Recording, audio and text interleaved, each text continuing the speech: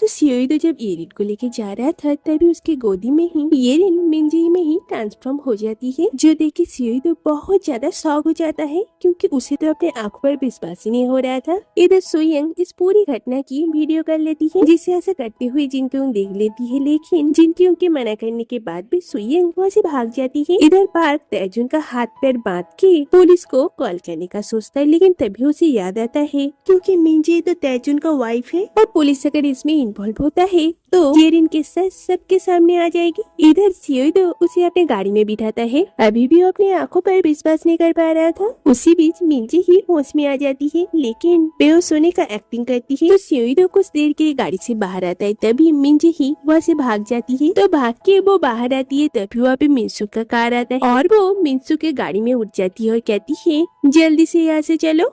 और मिंसुक भी ऐसा ही करता है, इसलिए सियोइडो से पकड़ नहीं पाता। तो मिंसुक उसे मॉडल एजेंसी में लाता है। मिंजी ही भाग के अपने लॉकर के पास आती है और अपने परफ्यूम को ढूंढने लगती है, लेकिन उसे वहाँ पे अपना परफ्यूम नहीं मिलती और उसे लगती है कि तैजुन ने इसे चुराया होगा। तो वो ड्रेस चेंज करके बाहर आती है। मिंसुक उसके लिए बाहर वेट कर रहा था। उसे अभी भी लगता है कि कोई वायरस की वजह से येरिन ऐसी हो गई है, इसलिए वो कहते हैं तुम अभी वैसे ही हो, तुम अभी भी क्यों नहीं बदल रही हो। मिंजी उसे ज्यादा कुछ नहीं कहती, बस कहती है मैं जल्द ही बदल जाऊंगी, तुम घर चले जाओ, मुझे कहीं पे जाना है। इधर सुयंग उस वीडियो को देखते हुए आ रही थी, तभी उसके सामने जिनक्यूंग आती है और कहती है वो वीडियो डिलीट कर दो। सुयंग तो बिल्कुल नहीं मानती। उसके बाद जिनक्यूंग कहती है येरिन मेरी मॉम है और बहुत ज्यादा रिक्वेस्ट करती है। सुयंग कहती है अब तो मैं पक्का डिलीट नहीं करूंगी। वो मैरिड होने के बाद भी बाकी लड़कों के साथ फ्लर्ट करती है। कैसी मॉम है तुम्हारी, अब मैं इसे सोशल मीडिया में पोस्ट करूंगी, उसकी इमेज खराब करूंगी।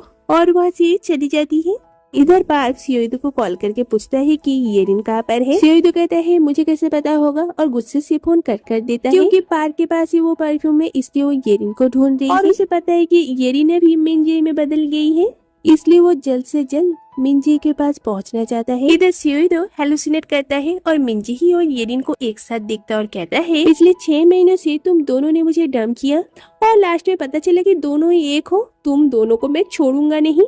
बाहर मिंजी ही अकेली बैठी हुई होती है और सियोइडो के बारे में ही सोचती रहती है कि अगर इस शौक से उसे फिर से कोई फोबिया हो गया तो मुझे जल्द से जल्द उसके पास लौटना होगा। लेकिन अब लौटने का क्या फायदा, उसे तो सब कुछ पता चल गया होगा और जरूर वो मुझ पर बहुत ज्यादा गुस्सा होगा।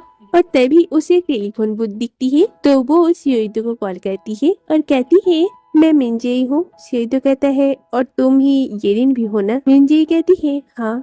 सियोइडो कहता है तो फिर इतने दिनों से मुझसे झूठ क्यों कहा। मिंजी कहती है मेरे साथ एक अजीब हादसा हो गया है जो कि तुम कभी विश्वास नहीं करती, माफ करना मुझे झूठ का सहारा लेना पड़ा, पर मैं थैंक यू कहूंगी मुझे कुछ हसीन यादें देने के लिए और इसी यादों के सहारे मैं बाकी जिंदगी खुशी से जी पाऊंगी। सियोइडो कहते हैं मुझे सदा के तुम्हें बड़ी खुशी आ रही है, क्या मैं कोई खिलौना हूँ, मेरे जज्बातों के साथ खेल के तुम्हें क्या मिला। मिंजी कहती है मैं तुमसे बहुत प्यार करती हूँ। सियोइडो कहता है ये किस तरह का प्यार है। मिंजी कहती है मुझे माफ करना, लेकिन मैं अब और तुम्हें प्यार नहीं दे सकती, अपना ख्याल रखना, और कॉल कट कर देती है। नेक्स्ट डे तैजुन जब घर आता है वो देखता है कि उसके घर में मिंजी बैठी हुई है, तो वो उसे देख के उस पर गुस्सा हो जाता है और कहता है तुम लोगों ने मिलके मेरे साथ ऐसा कैसे किया, मैं तुम लोगों को छोड़ूंगा नहीं। और मिंजी का कॉलर पकड़ लेता है और मिंजी भी उसे एक मुक्का मार के नीचे फेंक देता है और कहती है मैं दुनिया के सामने तुम्हें एक्सपोज करना चाहती थी, पर शुक्र मनाओ मैं अभी ऐसा कुछ नहीं चाहती, तुम बस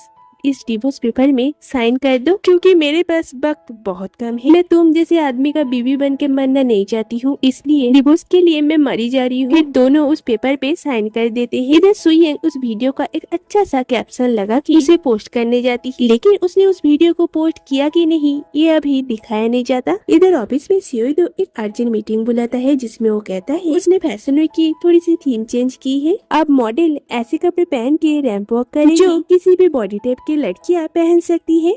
और वो ये सारे रीजन मिंजी को दिमाग में रख के बनाता है। रिपोर्टर उससे पूछते हैं कि आपने लास्ट मोमेंट में ऐसा डिसीजन क्यों लिया। सियोइदो मिंजे को इमेजिन करके कहता है, तुम्हें पता है मैंने एक बार कहा था कि मुझे तुम्हारी जरूरत है। बहुत साल पहले हम दोनों ने मिलके इस ख्वाब को देखा था। मिंजे ही तुम लौट आओ, हम दोनों साथ मिलके इसे पूरा करेंगे। और ये लाइव टेलीकास्ट हो रहा था जो मिंजे भी देख लेती है और ये देख के वो बहुत ज्यादा इमोशनल हो जाती है और ऑफिस में उसे मिलने के लिए आती है, लेकिन वहाँ पे उसे पार्क मिल जाता है। पार्क उसे अकेले में लेके जाता है और कहता है तुम कहाँ चली गई थी। मिंजे कहती है मैंने सोचा लास्ट बार के लिए सियोइदो को गुड बाय कह दूं, क्योंकि अब मैं उसका मॉडल नहीं बन सकती क्योंकि मेरा परफ्यूम कहीं खो गया है। तो पार्क कहता है वो परफ्यूम तो मेरे पास है और उसे वो परफ्यूम देता है। तभी वहाँ से सियोइदो पास कर रहा था। उनकी बातें सुन के वो भी उन्हें छुप छुप के देखने लगता है और उसे पता चलता है कि मिंजे का डिवोर्स हो गया है, जो सुन के उसे बहुत अच्छा लगता है। तो मिंजे ही उस परफ्यूम को यूज करती है और फिर से येरिन में बदल जाती है। सियोइदो ये होते हुए देखता है और बहुत खुश होता है और आके येरिन को हक करता है और कहता है मैं कुछ नहीं पूछूंगा,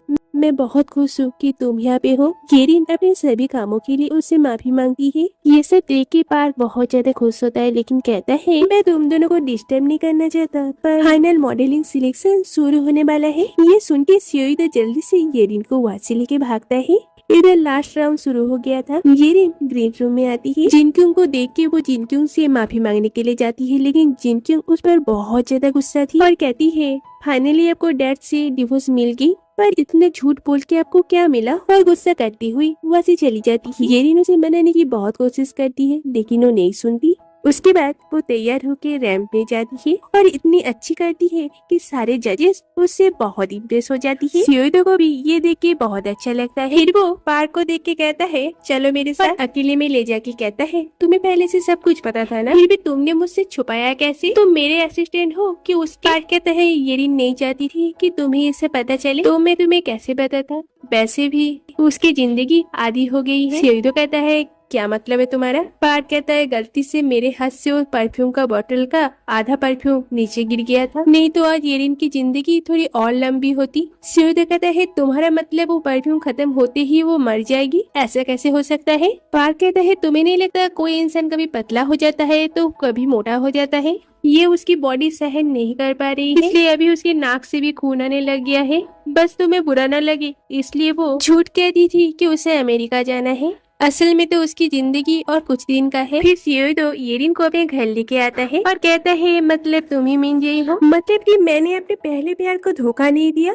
क्या बात है, मतलब मैं जिस लड़की के लिए इतने साल इंतजार किया असल में वो लड़की तुम हो। येरिन कहती है सच? तुम इतने इंतजार कैसे कर सकते हो? सियोइदो कहता है क्योंकि मुझे तुम्हारे प्यार का काबिल बनना था। येरिन कहती है लेकिन मैं तुम्हारे लायक नहीं हूँ। सियोइदो कहता है तुम हो मिंजे ही। दोनों एक दूसरे को अपने नाम से बुलाता है और इससे दोनों बहुत खुश होते हैं। तो दोनों किस करने ही वाले थे कि तभी कबाब में हड्डी बन के मिंसुक आ जाता है और आते हैं येरिन को हक कर लेता है और कहता है तुम फिर से अपने असली रूप में आ गई। सियोइदो ये देख के बहुत ज्यादा जेलस हो जाता है और उसे जल्दी से उससे हटाता है और कहता है क्या तुम्हें भी इसकी सच पता था? मतलब मुझे छोड़ के दुनिया के हर इंसान को इसके सच के बारे में पता था। येरिन कहती है अरे तुम गलत समझ रहे हो, मिंसुक को तो गलती से मेरे असली रूप के बारे में पता चल गया था। मिंसुक कहता है असली रूप मतलब? येरिन कहती है एक्चुअली मिंसुक मेरा नाम मिंजे ही है और मैं 40 साल की हूँ। और उसे सब कुछ पता चल जाता है और ये भी पता चलता है कि वो ही